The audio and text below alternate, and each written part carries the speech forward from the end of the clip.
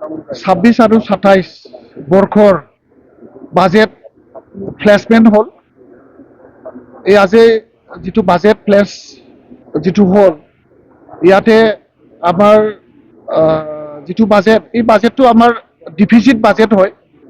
তো আমাৰ normal budget ষ্টেটৰ approval হোৱা যিটো বাজেট এলোকেশ্যন, চেণ্ট্ৰেল স্পন্সৰ্ড স্কিম আৰু বিভিন্ন চ'ৰ্চৰ পৰা পোৱা গোটেইখিনি মিলাই পেলাই আৰু ৰিভিনিউ চ'ৰ্চ আমাৰ অন চ'ৰ্চক মিলাই পেলাই টোটেল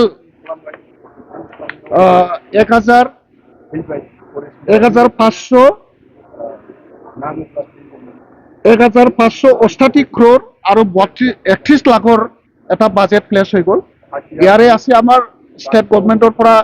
যিটো আমাৰ SOPD জেনেৰেল বাজেট, ইয়াত আমাৰ 900 কোটি আৰু আমাৰ BTC ইনফ্ৰাষ্ট্ৰাকচাৰ ডেভেলপমেণ্ট ষ্টেটৰ পৰা এক্সট্ৰা যিটো চেংচন, ইয়াত এইবাৰ ইনফ্ৰাষ্ট্ৰাকচাৰ ডেভেলপমেণ্টত 200 কোটি আৰু চেণ্ট্ৰেল স্পন্সৰ্ড স্কিমৰ পৰা ইৰিগেশ্যন ডিপাৰ্টমেণ্টত 200 কোটি টকা আমি পাইছোঁ। ইয়াৰ মাজতে আছে আমাৰ যিটো 10খন BTC প্ৰভিঞ্চিয়েলাইজ কলেজ, BTCৰ ষ্টেটৰ স্পেচিয়েল যিটো এলোকেশ্যন, ইয়াৰে পৰা আমি 17 কোটি টকা আমি পাম আৰু মাৰ্টিয়াৰ্ছসকলৰ এক্স গ্ৰেচিয়া দিবৰ কাৰণে 10 কোটি টকা পাম আৰু আমি এক্সট্ৰা BTC এডমিনিষ্ট্ৰেশ্যনৰ কাৰণে আমি পইচা পাম, এছেম্বলিৰ কাৰণে আমাৰ এক্সট্ৰা পইচা পাম। ইয়াত মিলি পেলাই গোটেইখিনি মিলাই পেলাই 1,588 crore আৰু 31 লাখৰ মানে বাজেট প্লেচমেণ্ট হৈ গ'ল। খুব সুন্দৰ বাজেট আৰু খুব এটা ভিজনাৰী বাজেট আজি আমি পাবলৈ সক্ষম হ'লোঁ। ইয়াতে দেখা গৈছে যে আমাৰ BTC উন্নয়নৰ ক্ষেত্ৰত সকলো ছেক্টৰতেই ফাণ্ড এলোকেশ্যনটো ৰখা হৈছে আৰু আমাৰ যিটো এডুকেশ্যন আৰু আমাৰ কিছু ক্ষেত্ৰত আমাৰ খুব গুৰুত্ব দি পেলাই মানে বাজেট প্লেচমেণ্ট হোৱা হৈছে আৰু আগন্তুক দিনত যিবোৰ কাম কৰা হ'ব খুব ভাল হৈছে। আৰু আজি যিটো আমাৰ এডুকেশ্যন ডিপাৰ্টমেণ্টত ইতিমধ্যে মানে আমাৰ প্ৰত্যেকটা কম্পিটিটিভ যিটো এক্সাম হয় national level, UPSC, APSC, IIT, IIM বা আমাৰ JEE আৰু NEET, এইবিলাকৰ কাৰণে BTCয়ে এইবাৰ মানে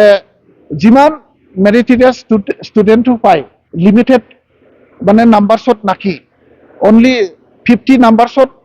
সীমাবদ্ধতা নাথাকি পেলাই যিমান মেৰিটৰিয়াছ আমাৰ কম্পিটিটিভ ইণ্টাৰভিউ দি পেলাই আমাৰ তাত চিলেকশ্যন হ'ব, এওঁলোককেই ফ্ৰী অফ কষ্ট কৰিবৰ কাৰণে এইবাৰ বাজেটত মানে চিন্তা চৰ্চা হৈছে আৰু কোকৰাঝাৰতো যাতে আমি কোচিং কেম্প পাতিব পাৰে তাৰ কাৰণে ইয়াত বাজেট এলোকেশ্যনটো আমি দেখিব পাইছোঁ। ইয়াৰ লগতে আমাৰ যিটো ছুপাৰ 50টো নহয়, এতিয়া আমাৰ ইয়াতকৈ বেছি অধিক আনলিমিটেড যিমান মেৰিট মানে আমাৰ আৱিষ্কাৰ কৰিব পাৰোঁ ইমানেই ষ্টুডেণ্টবিলাকক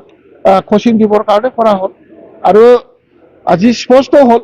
যোৱা 5টা বছৰত যিসকল মানে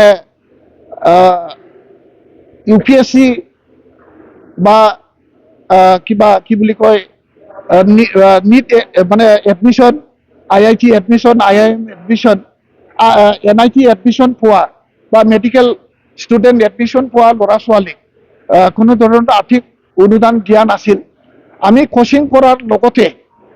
তেওঁলোকক আমি চিলেকশ্যনলৈকে মানে সহায় কৰাৰ পিছতো যদি কোনোবাই এডমিশ্যন পাব পাৰে, তেওঁলোকৰ পঢ়া শুনাৰ কাৰণে যি যাৱতীয় পইচাৰ আৰ্থিকৰ প্ৰয়োজন, এই আৰ্থিক প্ৰয়োজনকো এই বছৰৰ পৰা আকৌ দিবৰ কাৰণে এই বাজেটত ধৰা হৈছে। খুব সুন্দৰ বাজেট আৰু আজিৰ যিটো মানে মানে ক্লিয়াৰিফিকেশ্যন এইখিনিয়ে বাজেটত আমি নৰ্মেল 900 কোটি পাইছোঁ আমি মানে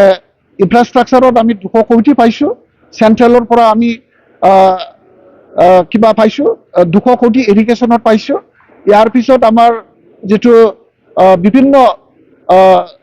মাৰ্কেটসকলৰ এক্স ভিছাৰ কাৰণে আমি পাইছোঁ 10 কোটি টকা আৰু কি বুলি কয় শিক্ষকসকলক দৰমহা কাৰণে 17 কোটি টকা এক্সট্ৰা আৰু ষ্টেটৰ পৰা আহিব টোটেল লৈ পেলাই মই যিটো কৈছোঁ এইটোৱেই মানে 1500 ঠেট